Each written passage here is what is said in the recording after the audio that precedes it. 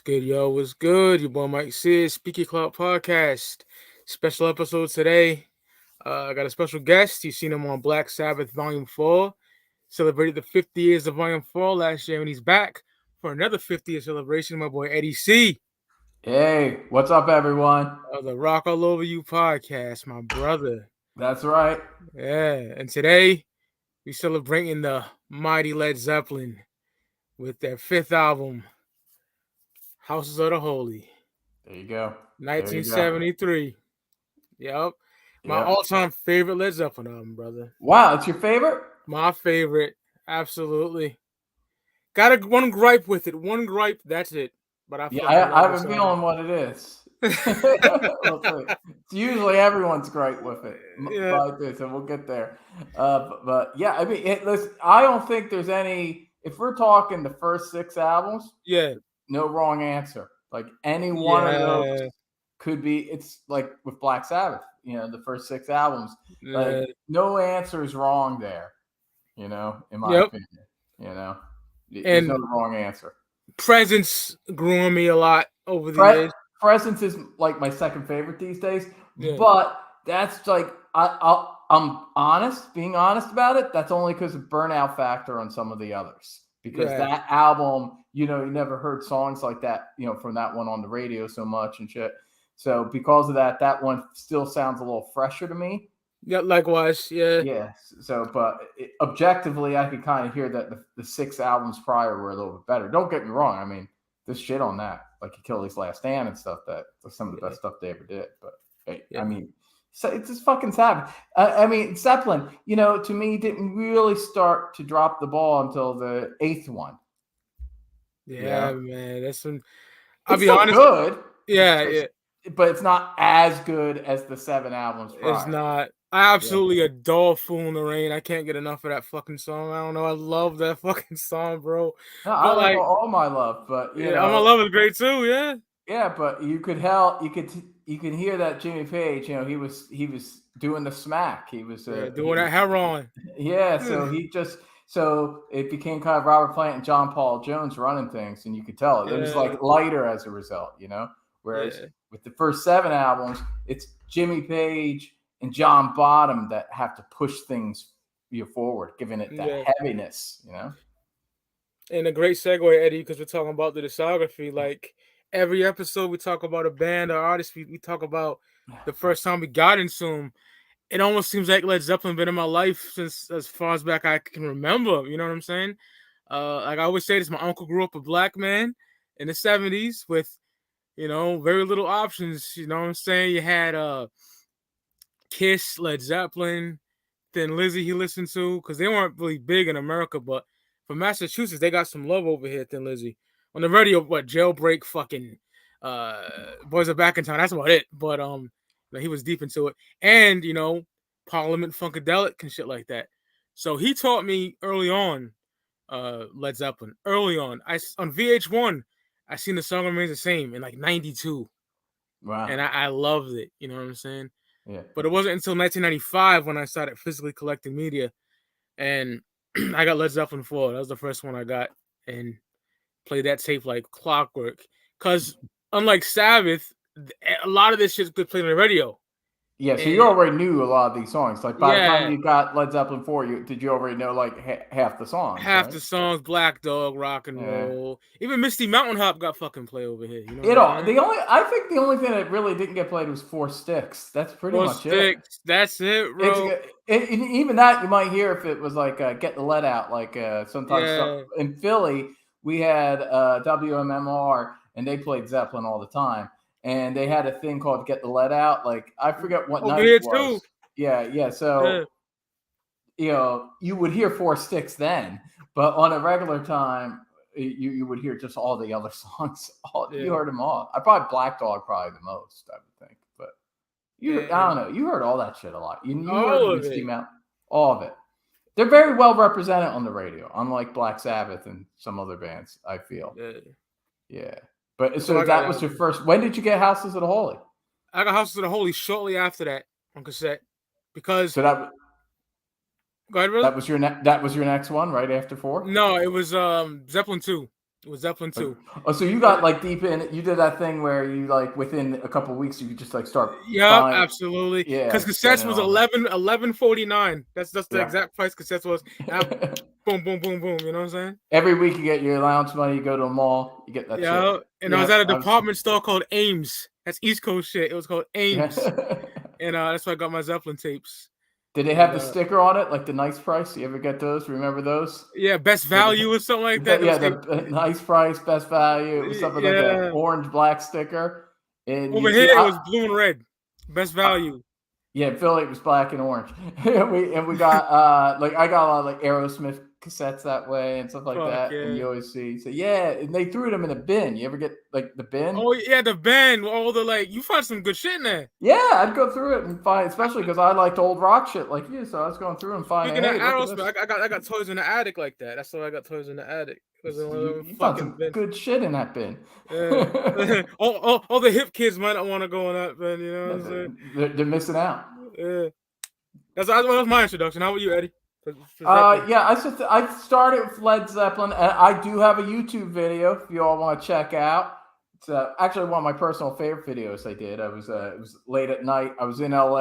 I was drunk. It was a good time. Great vid. I was burned by a woman, so it was a good time to talk about Led Zeppelin. You know, I feel like they're a masculine band. Like, yeah, Yeah. Zeppelin gets us. It gets being a man. So anyway, so I was listening to that shit, and I did this long video about it, and I talked about that. But I'll give you like a shortened version. Yeah. It's essentially like I don't know exactly like the first time I heard Led Zeppelin. Like you said, like it's like part of pop culture. It's like the Beatles, the Stones, Jimi Hendrix. You don't remember the exact moment, at least I don't. But I do know that it was like the early '90s when that box set came out, and they had a video for it was like a track that was not released yet ever, the Traveling Riverside Blues. Yep. And now they put it on Coda, but back then it was just like it was the first time this was ever released. It's from the BBC sessions, but it was the first time it was released was on this box set. And I think Christmas was coming around or some shit. So it was Christmas or a birthday. I think it was Christmas. So Christmas was coming around, and it was my Christmas gift. I said, hey, I should have some Zeppelin. So I got this box set, and it had a lot on it. You know, I mean, Zeppelin doesn't have that many albums. So it wasn't like everything, but it was like 90% of their songs were on it. I think everything but the Crunge was on. No spoiler alert, but everything but the Crunge was from this album was on it. You know, so to give you an idea, everything but like Four Sticks was on from Four was like on that album. It's definitely the first five records. From the first five records, it was pretty well. Those albums were pretty well represented on the box set. So much so that I didn't feel the need to go and start getting their albums. That's the thing, because almost all the songs were on that box set. So I just had that box set for a while. It was, I don't, I think I did have Four. I think I actually had the cassette of Four. I remember the symbols were on the cassette. Yep. Yeah, I had the cassette of Four that I think I borrowed from a friend, and it just like sometimes like if they never asked for something back, I just kept it, you know. Yeah. And I wasn't stealing; it's just they never asked for it back. So hey, that's your fault. Facts. It's not my job to remind you to get your shit. So I just had. So I think I had a friend's cassette version of Four, but like I said, everything was on that box set of Four Sticks, so I didn't really have a need to listen to it. I didn't start deep diving and actually getting their albums. I think it was until maybe very late '90s. It was like the first wave of remasters. Whenever they had like remasters. Yeah, I know exactly what you're talking about. Yeah, and it was like I think that was when I said, you know, I should actually have their albums instead of listening to this fucking box set. So that's when I got their albums, and you know, I just got them all within like I don't know, a few weeks. I bought all the CDs, and Houses of Holy was one of the albums. Actually, for a very long time, this was my second favorite Led Zeppelin album. I'm a Physical Graffiti guy. That's always been my favorite. Yeah, still my uncle. Yeah. Still my favorite. But but I tell you, between my second and sixth favorite, they bounce around a lot. They bounce around a Yeah. lot. Yeah, so I get like right now, Houses of Holy is an album I listen to so much I'm a little burned out on. It's probably the album after four that I'm most burned out on. Oh So damn. because of that, it's kind of dropped in my ranking over the years. But I still love it. Don't get me wrong. It's a Yeah. masterpiece. And just like listening, like occasionally, especially if it's an album that I'm burned out on, if you listen to it on vinyl, it makes it a little fresher. Because I haven't had vinyl for too long. I've only been collecting vinyl for about like 6 years. So Oh it's man, I'm still less than you. I'm like what, 2, 3 years? yeah, so yeah, you still but you know what I mean? Like when you listen to it, it sounds like a new listening experience. It's like Yeah. fresh because it sounds different on vinyl. Oh yeah. So if it's an album like Paranoid or Volume 4, or well, actually Volume 4 I never get burned out on. I should, but I don't. Likewise. But Led Zeppelin 4, House of the Holy, if I listen to it on vinyl, suddenly it sounds like fresh and exciting again. And it did tonight, just listening to this again. It's a masterpiece. I mean, these guys, to me, Zeppelin's up there. They're up there with like the Beatles. They're like, Fuck yeah. they're more than just rock and rollers. They're artists. Those guys are just artists on a very, very high level of what they Absolutely. do. And it's just amazing. I still Jimmy Page is my favorite guitarist, and he's my favorite producer. I don't think rock albums have ever been, and this is in the 70s where all the albums sounded really good. It's Yeah. great fucking productions then, and Black Sabbath across the board, R&B too, like Marvin Gaye, Stevie Wonder, Funkadelic, I love all all that shit. all that shit. I think the 70s was like the best time for production from a sonic standpoint because the drums all still had that raw sound. Like in the 80s, they start to sound more like drum machines and shit. Yeah. Whereas the 70s, they had that swing to them. And I just love 70s production.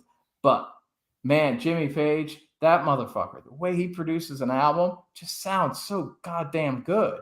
Absolutely. Sounds Yeah. so good. Every instrument, it's like Technicolor, widescreen, 3D. It's just like Yep. wow. And this man, it's amazing. And listen, this is like one of the best produced albums of all time. It's an amazing sounding album. It's an amazing record. And Jimmy Page is fucking dark lord genius. Oh yeah, he's and all that fucking occult Black shit. magic. Yeah, I think it gave him an edge. Yeah. Yeah. Heroin and fucking Crowley, my nigga. You feel me? Yep. He was up in a mansion in Scotland, He's like walking. I can only imagine. You imagine Jimmy Page in like 1973. He probably walked around that shit with a robe and had like naked women on chains around him and all kinds of shit.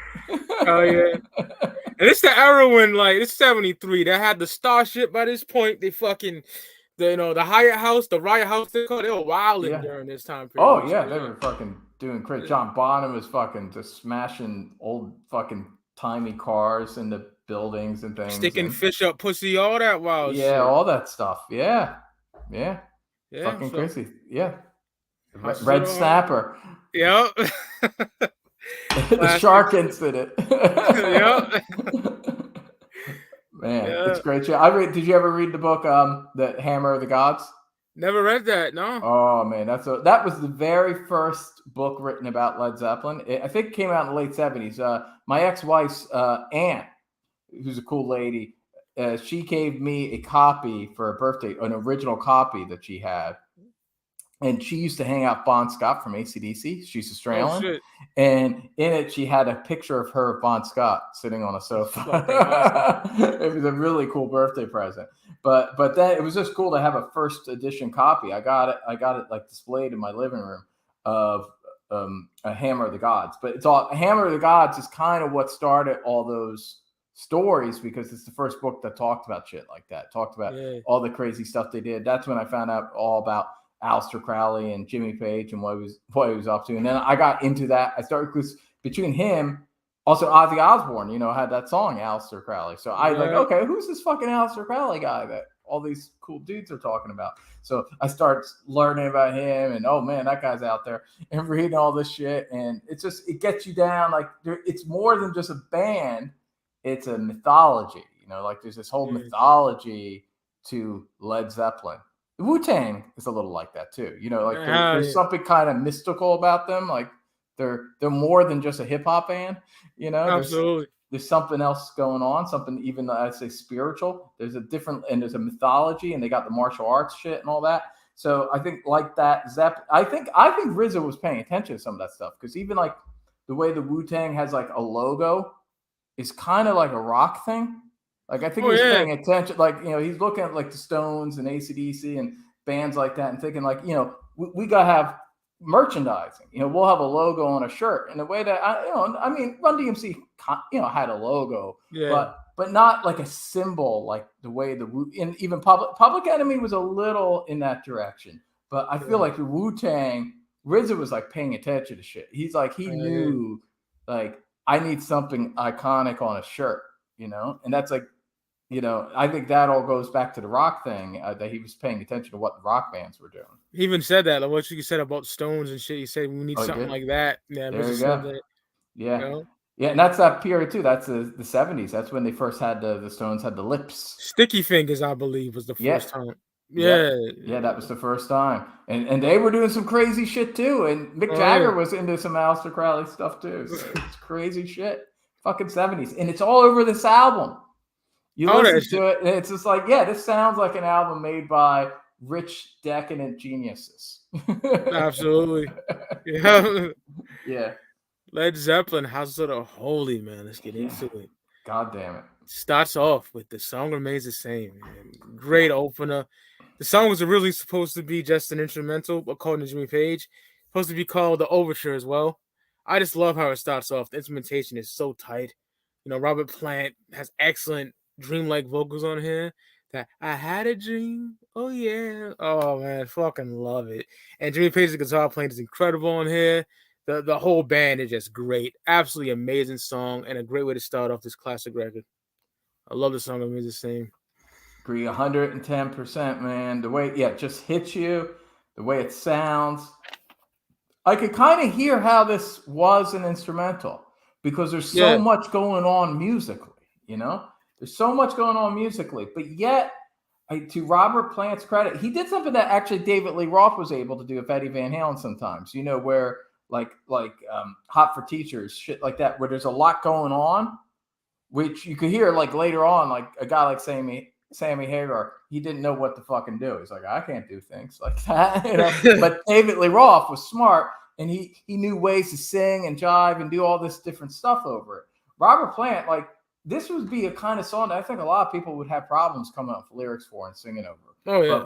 But Robert Plant, he was like he was inspired, and he came up with some great shit, and it flows. And it's not overdone. Like, he only kind of comes in here and there a little bit, and then just Yeah. kind of lets the band do their thing.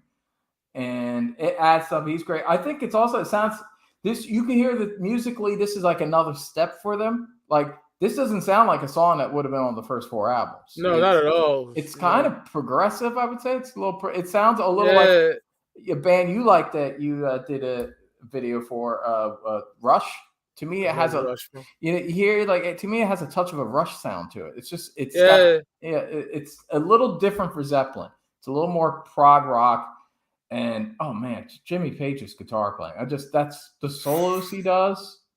It's just amazing. The song like travels too. It takes you places. It feels like that. It feels very spiritual. It feels like the album cover, like you're climbing up some rock somewhere, in some remote island in Europe somewhere. It gives you that feel. It gives you that feeling no matter where you are. That's the thing.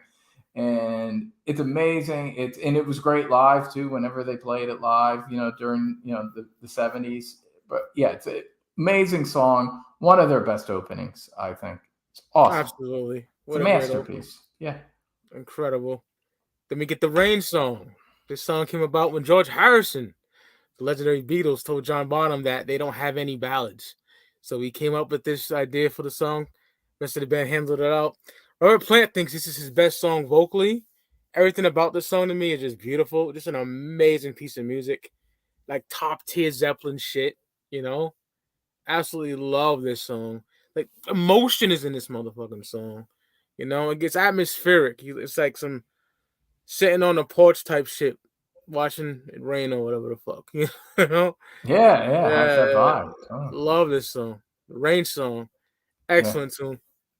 Yeah, I agree 100% again. And yeah, it's funny that George Harrison inspired this because this is like the kind of song that like makes you think like, yeah, they're like the Beatles. They're on that level and they Yeah, could do something like this, which again was like nothing they had done before, you know, and they had done songs that had softer moments and, you know, especially on 3 and 4, but this was different. This almost, I wouldn't say easy listening or jazz, but it's just it has a different quality. It's not like a typical rock ballad, you know? yeah, There's just something a little different about it. And it's very spiritual. I think it's very spiritual. I love that Mellotron. We've talked about the Mellotron before. oh yeah, Yeah, because Sabbath would use it sometimes. It's a cool instrument. I love that 70s Mellotron shit. And it's yeah, Robert Plant's vocals are great. You know, I would say the VIP here is actually, and you wouldn't think so because he's a drummer and it's about, but John Bonham when he comes in, that passion and fury, I love when he comes in. It's like that's like where a lot of the passion comes from. It's like it's a romantic song, but it's also sensual. You know, that's the thing about a yeah, lot of Led Zeppelin. So it's not a weak ballad. It's like a heavy, powerful, soulful ballad, and it's amazing. It's amazing. Another one of their best songs. You know, awesome absolutely. song.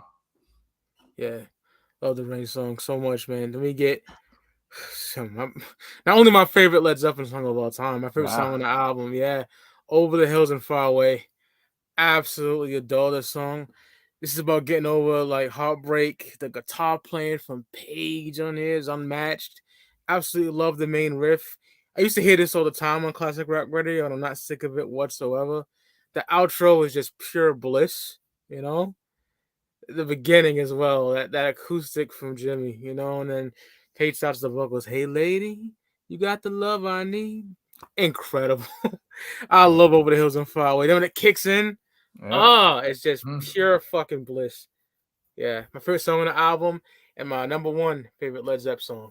Well, you're right. It's amazing. I would. It's not my favorite song on the album, but it's up there, and it's not burned out. Even though I've heard No, this song so many times, I'd say it's this or another one that's probably played the most from this album. But this is up. It might be this. I don't know. Philly would play this other song that's on side two a lot too, but it's great. It's if you know if I was to give someone one Led Zeppelin song, I'd probably give them this song because I like feel same. this sums them up in a lot of ways. You know, it's got the acoustic side, it's got the rockin' side. There's something about the spiritual thing, the coda at the end that you talked about. You know, Yeah, so I feel like it represents them. It's kind of like the definitive Led Zeppelin song in a lot of ways, and oh, it's just amazing. And Jimmy Page's acoustic playing is so on point. It has so much atmosphere. I think it's one of Robert Plant's greatest vocal performance. absolutely.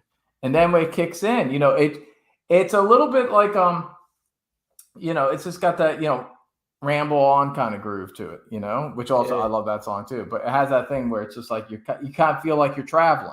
The music makes you feel like you're traveling. You're hitting the road, you know. And it's amazing. And that ending, this is like the production, like the way that Jimmy Page gets the sound. And Eddie Kramer, who was mixing it, props to Eddie Kramer, who shout out went to on to Eddie. be the best Kiss producer in my opinion. Yeah, And so Eddie Kramer mixed it. But yeah, that sound, it sounds like, yeah, like very religious, you know, that end part. You know, it's very spiritual. It's awesome. One of the greatest songs ever. It's amazing. And at this point, you think, God damn, this is a perfect album. I hope something yeah. doesn't go wrong with this next track. I know. We go from my favorite Zeppelin song to my favorite song on the album to like the goddamn worst song on the album, the crunge. I always hated this song. It's a tribute to the Godfather's Soul, James Brown, but it's fucking horrendous and it's not good at all. I can't stand this shit. And fucking Plant with the my game. Oh, fucking Yeah. terrible. Should be called the cringe. The cringe. Facts. It's fucking terrible. Yeah, it's funny. It's funny because we both knew without saying it what song we were talking about. Even when I started, I said it. One gripe. Here it is, right? Like, And a lot of people say this, and a lot of people are right. And the thing is, like just one album later, like did a much better tribute to James Brown with Trample Underfoot. Like there, they suddenly got it. So like, I don't know why they got. I don't know. Something happened between 73 and 75 that suddenly they got funkier. So which is good. But here, yeah, you would think even in 73 that Zeppelin, because they had a good sense of groove. Oh yeah. You think they do better, and it's not. The music's all right. Actually, Robert Plant's probably the worst thing about the song. Yes. Yeah. Whereas I don't know, maybe he took some soul lessons or listened to more James Brown albums between 73 and 75, because he came in much stronger on Trample Underfoot. He sings that song fucking great. Yeah. So, but here he just sounds weak. He just sounds like a little snotty white guy. It sounds weak, and the music's just all okay. It sounds like something that bands fucking around. That's what it sounds like. Maybe if it was like just like a bonus track at the end, or like a hidden track, like that song at the end of Sabotage, Blow Me a Jug or whatever the fuck. This is like Blow Me a Jug type shit. Like, but they put it in the middle of the album and actually give it a title. That's the problem. Like if it was just like a hidden track, we'd be like, yeah, okay, whatever. They're fucking around. You know what I wish, Ed? Yeah. I wish this was fucking gone and Houses of the Holy was in his place. That's on fucking Physical. Yeah, it's the title track. And they thought it sounds too much like Dancing Days. Well, so what? So you got two songs that sound awesome. Exactly. Or The Rover. The Rover could have been on it. Yeah. That would have been much better. So yeah, they had a couple options. He also had Down by the Seaside. That could have worked well on this album. They had a couple. Yeah, they had a couple different options. So the fact that they went with this one, I don't know, it's confounding, because everything else about this album's perfect. I don't know what the fuck they were doing. This is like FX and shit. Yeah. You feel me? Yeah. But even FX, like, that's just a couple seconds. Yeah, this fuck. Yeah. This isn't too long too, but still a song. And it's god damn it. God damn this song. And but at least one thing, it's the last song. So it's easy to, if you're listening to a record, you could just put the needle on, and it's easy. There's no song afterwards, and you could just skip it on a CD. Having a cassette, you gotta fast forward that bitch. You feel me? Like, that's too bad. But still, it's all right. It's not the worst thing ever recorded, but it might be the worst thing Led Zeppelin ever recorded. Oh, it's fucking bad. It's like Hot Dog bad. I fucking hate Hot Dog too. I don't know if you're I'm not a Hot Dog fan. I don't like Hot Dog, but I think Hot Dog's a little better in this. I can't argue with that, because this is totally fucking dog shit. This might be the worst Zeppelin song I'm thinking about. Yeah, Hot Dog's probably the second worst. This is probably the worst. Yeah, it's terrible. Yeah. Yeah, well, I guess one of the songs had to be the worst. So that's the job of the cringe. Yo, Unc, you are live on Speak Your Clout, which pre-recorded, but what's your thoughts on the crunge? Did you say you like that song on House of the Holy, the James Brown tribute? Not too much. Not too much. So no one likes the crunge. Oh, it's terrible. You just did it much better. That was better. What, dude? Oh, it's terrible. Some James Brown. Yeah. But that's fantastic. Then we get to a song I actually do love, Dancing Days. This was inspired by an Indian song the band heard while they was in Bombay. I love this song. That riff is great. That Page killed that. This is got quite a radio play as well.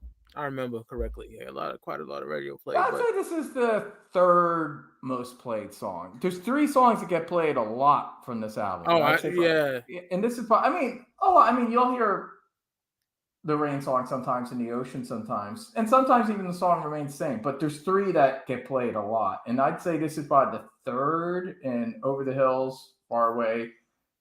Maybe I say second, but maybe that's his Philly. Philly, there's this other song we're about to get to. Oh, yeah, here too. Yeah, they played a lot. But Dancing Days, they did play a lot. But yeah, I love it. It's my second favorite song on the album. Nice. Oh man, that groove, that riff, it just instantly gets you hooked in. Robert Plant, fucking, if he sounded weak on fucking The Crunch, he doesn't sound weak here. I mean, he's doing this really high pitch fucking singing. I never heard him hit notes quite that high before, but it works. It works with this groove. I love the lyrics. It's it's hot and just got it's just rock and roll. I love it. And yeah, House as a Whole, does sound kind of similar, but you know what? Fuck it, better than the Crunch. I'd rather have Oh, two wait, songs but that sound similar. But yeah, this song's awesome. Stone Temple Pilots they killed it. yeah, Love it. they did a good version of it, and they did that one song that sounds similar to it on the third album, that Trippin' something. It has a long Paper crazy thing. Hearts. Yeah, that Oh, to me sounded a lot like it. Gifts from the Vatican Workshop. Some Yep. crazy fucking. Yeah, that's a great album. I should I listen to that love more. that But fucking that's a album. great album. But yeah, you could hear a lot of Zeppelin influence in STP and this song in particular. But yeah, this is fucking awesome. I also hear like little Judas Priest, because like you could hear like Rob Halford was like the way he hits the notes so high, like that. Yeah. Robert Plant singing. I could hear also band you like a lot. I love Priest. You know that, brother. And also Rush. You hear Geddy Rush. Lee. He got really high up there. But yeah, awesome. Love fucking Dancing Days. One of the best songs. Even the lyrics space the fuck out. Like, he's like, I saw a lion. He was standing alone with a tadpole in a jar. Some bullshit like that. Yeah. Yeah. Great fucking song, right? It's fantastic. And now we get Jamaica. For years, I called the motherfucker Dire Maker. I did the same thing. But I heard Plant in an interview say that it's called Jamaica. So is it like Cockney slang of Jamaica? Is that the thing? Kind of shit. I read something where Paige was like, it was like an inside joke or something like that. I'm pretty sure that's what I call it. It typed it like that. But one of the most hated Zeppelin songs, but it's Zepp's take on reggae, and I absolutely adore it. I love reggae, and Zepp did the genre justice, in my opinion. Robert Plant talks about losing a girl on here. I fucking adore this song so much. It makes me happy. It makes me happy. It's an upbeat song. Yeah, so good. This song is a song I've had mixed feelings about. I'm back to loving it again. Oh, good. But I had a theory, and partially because it was really played the fuck out on the radio. Like I said, after like half of the songs from like Led Zeppelin 4, and maybe like Dazed and Confused, I don't know. This was up there. This was like one of the songs that they always played on the radio. And I like reggae. I like reggae. I like the Wailers. I love the Bob Marley and the Wailers. Yeah. I love a lot of like Trojan dub shit. I'm into a lot of that stuff, and I like when like the younger kind of new wave and punk bands did reggae, like the Clash and the Police. I think they did. That fantastic. Yeah, they did a really good job of it. Some of these older guys, like the Rolling Stones, I never liked when they did reggae. I didn't think they did it well. This song, it's different because it's got a reggae influence, but I don't know, they're doing it a little bit different, a little more like how Paul McCartney did reggae. They're bringing in this like kind of bubblegum pop element, which is cool. I think that's what makes it a little different, So I like it. It's not like they're just doing, reproducing reggae exactly. They're doing like something a little different with it. And John Bonham sounds great on it. I love his drum. It does. Oh, fantastic. Yeah, it's a cool song. I dig it. And it's different too from anything they've done. And if like the Crunch was a misstep with funk, this was not a misstep with reggae. They got it. I think they got it here. They got it. Yeah. Hell yeah. So we get, Jesus Christ, a masterpiece of a song. Oh, yeah. No Quarter. Zeppelin's bit on that prog shit on this one. I love getting stoned to this. Your boy Big Mike likes chiefing some blunts, and to this song, I love it. Absolutely incredible. John Paul Jones piano on here is just fucking epic. Like, very dark and brooding sounding tune. The guitar playing from Page again, excellent here. I can't say enough good things about this song. I don't know if you're a fan of Tool. I'm a die Tool guy, and they did a great job of this on that box set, Solvable or whatever the fuck it's called.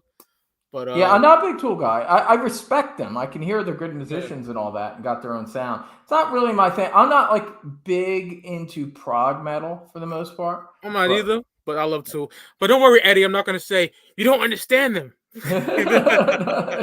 You're not like some egghead, like pseudo intellectual Tool fan. Yeah, with a glass of wine and stuck up type shit. Yeah. You know who did do a good cover of this too? That I really like is you know the band Crowbar. Oh They're yeah, like that the their sludge. debut album, right? Yeah, I have that.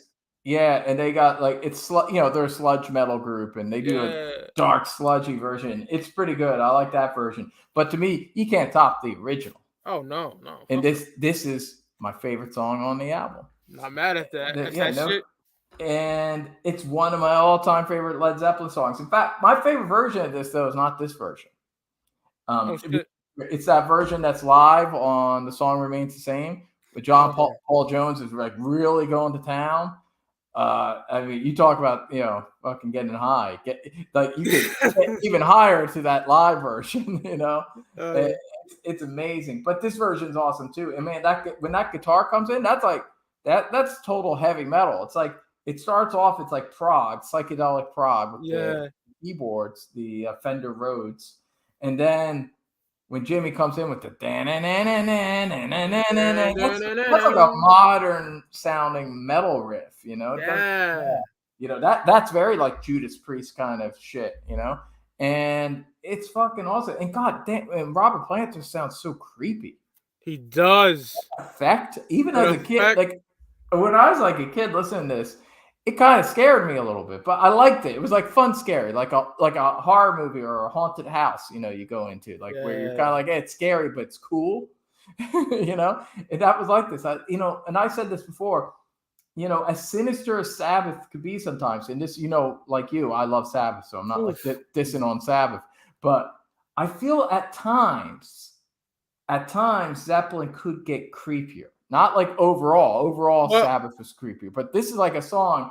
I can't think of a Sabbath song that sounds quite as creepy as this. Well, Page was really on that shit. That's probably why. That's the thing. He was like really doing it, and just the way that effect, there's something so weird and creepy about that effect.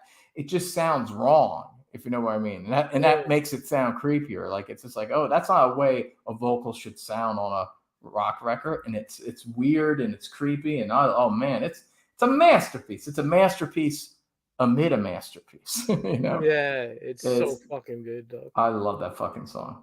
Awesome. Now we get the closer, which is Jesus Christ, an epic. The Ocean. This is Zeppelin's dedication to the fans. Led Zeppelin consciously see a sea of fans, so it's called The Ocean. Just incredible. I love everything about this song. This song is so badass. I love Bonzo counting down before they stop playing. Yep. And that ding ding ding ding. Punishing drumming on here. That riff is so fucking good. And then that end, that din din din din din din din din, and fucking playing. Oh, so good. Oh my god. The Ocean is a 5-star banger. I fucking worship this song, Eddie. This is my shit. I love it too.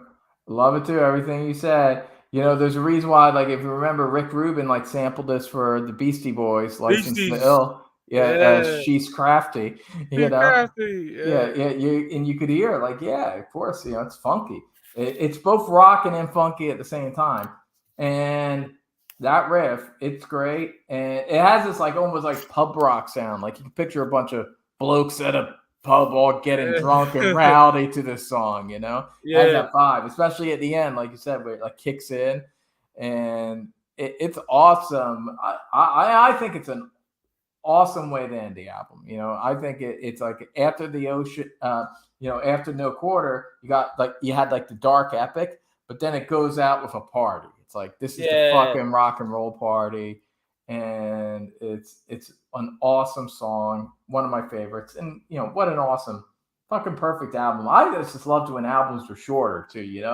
It's just like 8 songs, boom, mic drop, they're done. See you on the next one. Absolutely, yeah. There you have it, yo. Led Zeppelin, House of the Holy. Like I do every episode on Speaky Clout. I give you my mic rating, and I give you the top 3 songs. So for me, even though it has the crunch on it, I give it 5 mics, 5 mics for this one. And top 3 songs, I got Over the Hills and Far Away, The Ocean, and No Quarter. Those are my top 3 on this masterpiece. Nice. How about you, Eddie? What you got?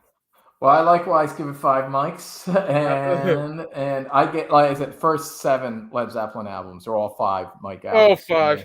All Yeah. 5, in my opinion. I would say, my top is No Quarter. My second's Dancing Days, and my third is Over the Hills and Far Away. Great choice, brother. So there you go. Yeah, that's that shit. Led Zeppelin House of the Holy, 50 years this year. I think March it turns 50. Wow. Yeah, man. Zepp. Still sounds fresh today. You know, you put that Absolutely. on, it's still happening. You want to plug anything, Eddie? Oh, well, there's the Rock Overview podcast. Our latest episode is where we did Def Leppard's Pyromania. It's a fun episode. 40 years, right? Yeah. Yeah, that's 10 years after this one. So and they were obviously inspired by Led Zeppelin. Even their name, Def Leppard, was like designed the way they even misspelled it. They did that to be like Led Zeppelin. And that's in my opinion, the last great Def Leppard album. I agree. Just the first 3. When Pete Willis was part of the band. Once Pete Willis was out, I'm not too into them. But Pyromania, yeah. So we talked about that, and you're going to be on our show this Sunday. I'm not going to reveal what we're doing, but let's just say it's for St. Patrick's Day, so you'll probably guess. But yeah, we're going to record a St. Patrick's Day episode this Sunday, so I'm looking forward to that, brother. That'll be a lot of fun. It was great having you on last time, so it'll be great having you on again. You did that Pumpkin Siamese Dream. Highly enjoyed that. Yeah, it was great. That's one of my favorite episodes. It was a great episode. So yeah, if you haven't checked that out, if you like this guy and you think I'm okay, then listen to the two of us talk about Siamese Dream for 2 hours. We did a deep dive on the Rock Overview podcast. So, yeah, and I got a YouTube channel. And right now I'm doing Lou Reed. I'm gonna probably do some other shit in a few weeks. I always mix it up. I do a lot of different shit. Because speaking of the devil, there you go. He's got right on. You always got Siamese Dream ready right next to you. Oh, he's ready to go. But like Mike, I got eclectic taste in music. I like a lot of different kinds of shit. So yeah, I still haven't done a Wu-Tang video, but I'm planning something. Definitely watching that. I'm planning something. I didn't want to do something typical of Wu-Tang. It had to be something a little different. So I'm thinking about it. And they only had 5 albums, so like a Rankorama plus like the later albums, like we all know would be terrible. Yeah, so they got 2 bangers, 2 classics. I didn't want to really. I go 3 because I like the W even. But the W is good. The W is good. But after the W, yeah, not so much. I could do a good Rankorama of Ghostface. Oh, that's my guy. Yeah, that's my fucking guy. He was consistent. So I might do that at some point. But yeah, Wu-Tang, I was like, I don't want to be like just like trashing their later albums. I don't want to like sound disrespectful. So I want to do something a little different. So I figured something out. So you'll see it in a month or 2. But I figured some kind of cool, fun video to kind of recognize that, because Wu-Tang is my favorite hip hop band. So I wanted to kind of do something. So I came up with something that's kind of fun that I'm going to do. I don't know when, but I'm going to do that. So that's something else and that's just my name, Edwin Canistracci. Right there on YouTube. See, I don't want to mess up his lineage, classic. I don't want to mess it up. Yeah, that's right. But you got to pay respect to the Italian, the Italiana. So, Rockin' All Over You podcast, and link was in the bio. It's in the description. So check it. Awesome, check that out. So and listen to this goddamn album if you haven't in a while. Just skip the crunch. Houses, skip that shit, brother. Boom. Yeah. So thank you, Eddie. I appreciate you, brother. Of course. Always have me on whenever you want. I'm here, brother. Oh yeah. And we'll see you motherfuckers on the flip side. Peace, y'all. Later.